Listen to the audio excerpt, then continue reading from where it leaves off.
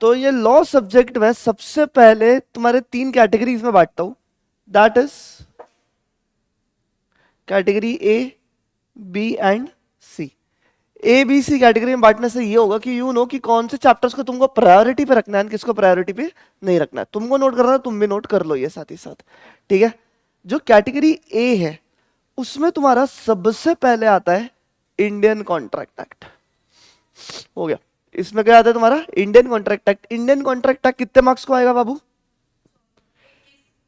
हाँ, 3 क्वेश्चंस तो फिक्स है, 21 मार्क्स, और 1-2 एमसीक्यू पकड़ लो, है ना। तो 21 प्लस 2 एमसीक्यू आए तो मैं 25 पकड़ दो, या 2 एमसीक्यू नहीं आए तो 23 नंबर, है ना। 23 से 25 नंबर का फिक्स। कैसे? हाँ, तो 21 मार्क्स के ऑब्जेक्टिव एंड एक एमसीक्यू नहीं, एमसीक्यू एक तो आएगा फिक्स, एक तो आएगा ही आएगा, ठीक है। तो तकरीबन तुम्हारा 23 से 25 नंबर का सिर्फ कॉन्ट्रैक्ट एक्ट ही बनता है। कॉन्ट्रैक्ट एक्ट मैंने तुम्हारे शायद 5-6 सेशंस लिए हुए, इन डिटेल अपना कवर हो चुका है। वो नहीं याद है तो दोबारा एक बार देखना उसे, बहुत ज्यादा जरूरी है, राइट। तो इंडियन कॉन्ट्रैक्ट एक्ट 23 से 25 नंबर, इसकी ही कल राइटिंग प्रैक्टिस शुरू कर रहा हूं, तो ये एकदम लॉक इन कर देंगे अपन। हाँ, इसमें से भी एक स्पेशल कॉन्ट्रैक्ट से एक आता है सवाल, वो भी अपने को पता है, एक 7 मार्क्स का फिक्स स्पेशल कॉन्ट्रैक्ट से आता है। बट चलो, एक इंडियन कॉन्ट्रैक्ट एक्ट हो गया, है ना। एंड कैटेगरी ए के अंदर दूसरा आता है, तो वो है अपना ये एथिक्स। एथिक्स में कितने मार्क्स को आता है?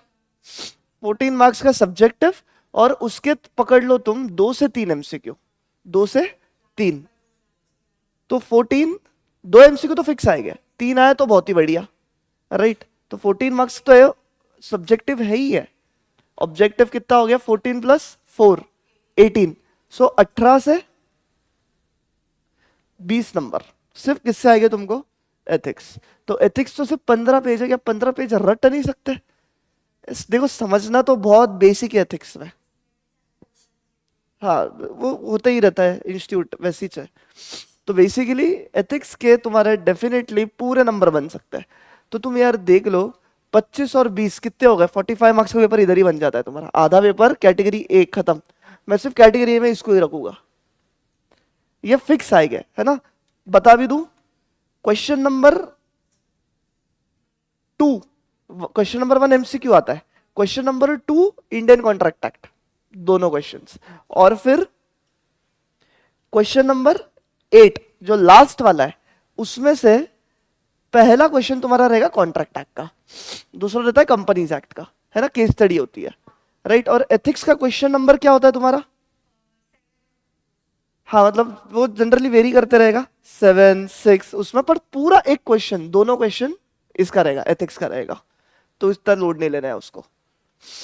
चलो, क्वेश्चन नंबर पे नहीं खेलता हूं मैं इतना, तो तुम समझो बस 45 मार्क्स एक कैटेगरी, 2 चैप्टर्स पढ़ के होता है, टफ है ही नहीं लॉ में पास होना। फिर कैटेगरी बी में आता हूं। कैटेगरी बी में मैं कौन सा कैटेगरी डालता हूं पता है क्या? जो कैटेगरी ए को कॉम्प्लीमेंट करते हैं, और शायद कॉन्ट्रैक्ट एक्ट के साथ वो एक सवाल आ जाए वैसे टाइप में, और फिक्स एक सवाल आता ही आता है उसमें से। यस, ये आईपैड एक मिनट बैठेगा। हाँ जी, कैटेगरी बी में मैं डालता हूं जो है तुम्हारा किसका क्वेश्चन? कंपनी लॉ में से डायरेक्टर्स वाला। कंपनी लॉ में से डायरेक्टर्स वाला पार्ट बहुत अच्छे से करके जाना, फिक्स। और फिर जो तुम्हारा दूसरा आता है that is code on wages. Code on wages में से संभावना, मतलब ऐसा देखा गया कि एक क्वेश्चन हमेशा पूछता है इंस्टीट्यूट, एक आधा अटेम्प्ट में नहीं पूछा होगा। अभी अपन तो वही एक बार लेके चलते कि चलो अपन इसमें पूछ सकता है, तो पापा कोड ऑन वेजेस अच्छे से करना है, right. And I feel industrial law में तुम्हारा बहुत अच्छा ग्रिप बन चुका है। इंडस्ट्रियल लॉ का तुम मैराथन देके रेगुलर लेक्चर करे हो, तो एक बार बस रीडिंग में दी जाए तुम्हारी दिमाग में फिट हो जाना चाहिए इंडस्ट्रियल लॉस, अगर नहीं तो ठीक है। मैं कैटेगरी में डायरेक्टर्स एंड काव ही रखता हूँ। डायरेक्टर्स एंड काव मिला के तुम्हारे कितने मार्क्स बनते हैं? 14 एंड 7 पकड़ लो, है ना, कितना हो गया? 21 मार्क्स, इस प्रकार, राइट। इसमें टोटल मार्क्स कितने बनते हैं? ये 21, और इसमें से एक क्वेश्चन पक्का 7, तो देखना इसका फिक्स आता है कितने मार्क्स का? 45 है ना, चलो 42 से 45 लिखता हूं मैं, और इसका फिक्स आ रहा है कितना, 21 + 7 28 मार्क्स का। पूरा पेपर इधर ही समाप्त हो सकता है तुम्हारा, ठीक है। एंड फिर कैटेगरी सी में जब तुम जाते हो तो मैं तुमको सीक्वेंस बताता हूँ, सी के अंदर सबसे पहले तुम्हें क्या क्या निपटाना है। कैटेगरी सी में सबसे पहले तुमको खत्म करना है जो तुम बहुत अच्छे से ऑलरेडी कर चुके हो। सोगा डेफिनेटली करके जाना बहुत बेहतरीन तरीके से। आ गए सवाल तो बोनस रहेगा, सोगा तो सबसे इजी चैप्टर है ना, करवाया मैंने सोगा तो वन शॉट करवाया हूं, तो दोबारा देखो नहीं जम रहा है तो सोगा एक 100% तुमको करना है। सोगा में से सवाल आया तो सर कितना, 7 मार्क्स एक, ठीक है। फिर उसके बाद तुम्हारा स्क्रीन अटक गई, वाओ,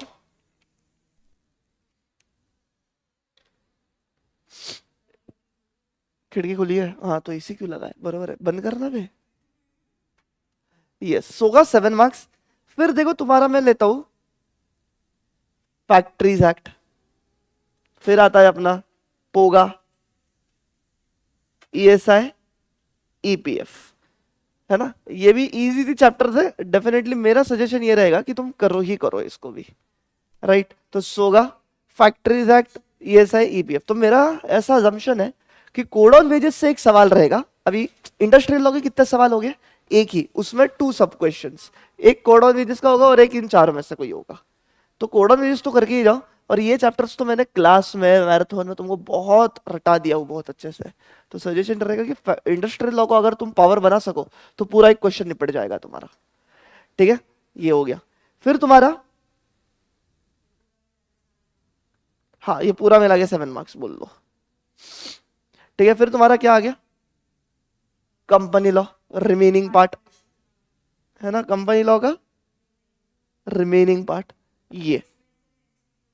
हाँ उनसे एमसीक्यू वगैरह डेफिनेटली बहुत बहुत तगड़े लेवल पे एमसीक्यूज बनते हैं उससे, ठीक है। तो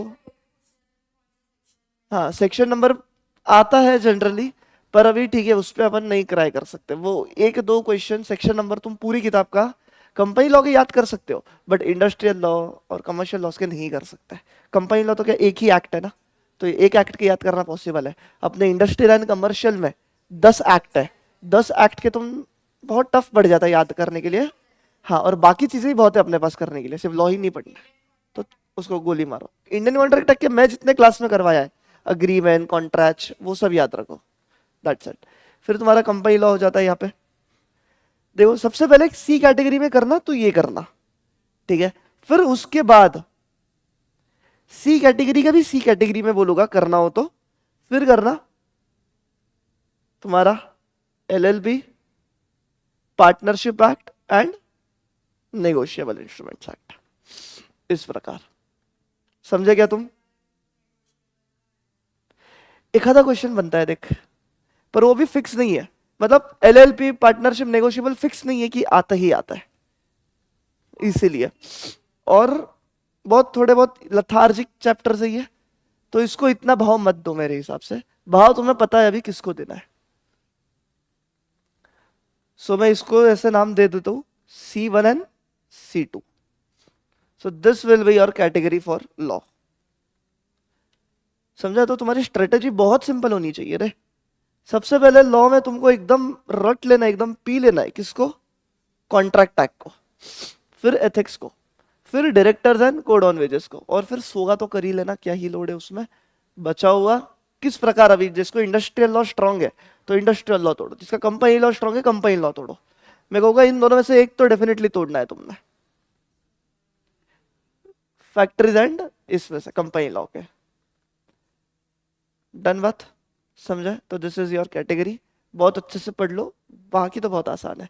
अपना सब हो चुका है, बस एक एक्ट बचता था, वो भी C2 कैटेगरी का, कौन सा, नेगोशिएबल इंस्ट्रूमेंट्स। वो आज अपन खत्म करेंगे। नेगोशिएबल की अगर बात बताऊं तो जो तुमने फाउंडेशन में पढ़ा है वो तो है ही है, एडिशनली इंटर के 10 पन्ने हैं, ठीक है।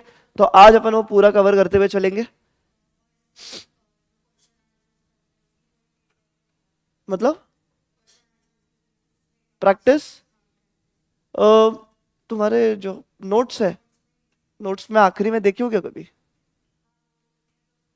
वो पास्ट एग्जाम क्वेश्चंस है, ठीक है, वो करना, और राइटिंग प्रैक्टिस में जो करो वो करो। तुमको ऐसे डायरेक्ट क्वेश्चन आता है तो तुमको इतना लोड लेने की जरूरत नहीं है। अगर चाहिए ही तो मेरे हिसाब से एक आधी स्कैनर परचेस कर लो, ठीक है। मैंने ऐसे पास्ट एग्जाम क्वेश्चन सारे डाले, एक स्कैनर परचेस कर लो, तुम्हें और क्लैरिटी आ जाएगी। समझा ऑनलाइन वालों? डायरेक्टर के साथ ऑडिटर भी ऐड कर लो, ठीक है, ऑडिटर आ जाए तो वो भी सही है, कर लो डायरेक्टर्स ऑडिटर्स दोनों ऐड करो। पर डायरेक्टर ज्यादा बी कैटेगरी में डालूंगा मैं।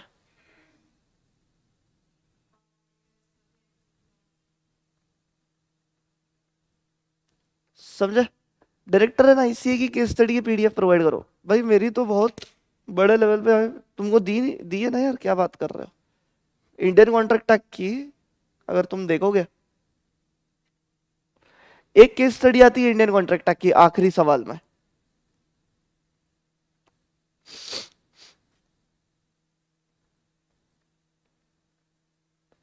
किधर गई अपनी पराक्रम बुक? है ना यार, क्या हो गया, अटक गई क्या स्क्रीन दोबारा? चल रही है ना?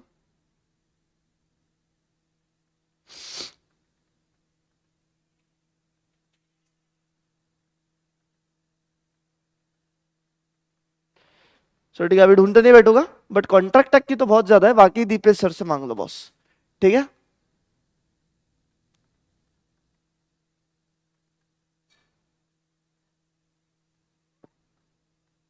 अरे नेगोशिएबल इंस्ट्रूमेंट में इतने अटेम्प्ट में से एक बार आया है वो वाला केस स्टडी, तो उसको तुम बहुत इंपॉर्टेंट नहीं बोल सकते, ठीक है।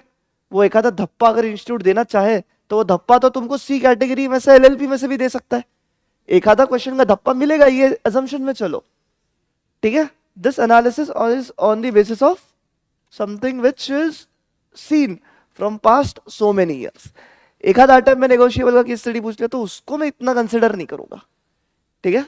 तो मेक श्योर करो बहुत अच्छे से अपनी लॉ की प्रिपरेशन रखना यार। चलो।